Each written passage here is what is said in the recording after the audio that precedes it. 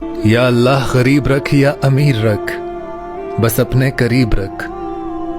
मैं तेरे अलावा किसी का मोहताज ना बनूं, बस ऐसा मेरा नसीब रख।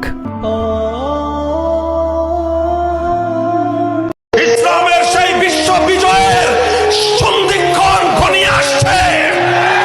কালেমার পতাকা হাতে মুসলিম যুবকরা ঘরে ঘরে দুর্গ গড়ে তোলো, নিজেদেরকে চূড়ান্ত লড়াইয়ের সৈনিক হিসেবে প্রস্তুত করে নাও। हमारे सर कट तो सकते हैं, मगर अल्लाह के सिवा किसी के सामने झुक नहीं सकते, क्योंकि वही तमाम जहानों का मालिक है। ये आखिर कैसी लगन है, कैसा ईमान है, कैसा यकीन है। जिसने अल्लाह की जात पर भरोसा किया तो अल्लाह उसके लिए काफी है। इस आयत पर ईमान है हमारा।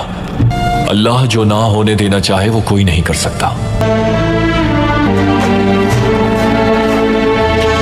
আয়াতুল্লাহ খমিনীর একটি কথা আমার মনে পড়ে, কি সাহস তার।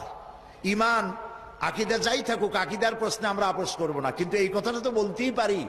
যখন আমেরিকা তাকে বলেছিল যে আমার দূতাবাস থেকে যে 56 জনকে গ্রেফতার করা হয়েছে আমেরিকান, এদেরকে ছেড়ে দাও, তা না হলে তোমার খাদ্য রসদ আমেরিকা থেকে যত সাহায্য যায় সব বন্ধ করে দেওয়া হবে। আয়াতুল্লাহ খমিনী জবাব দিয়েছিলেন আমেরিকান প্রেসিডেন্টকে, তুমি কারে খাবারের ভয় দেখাও?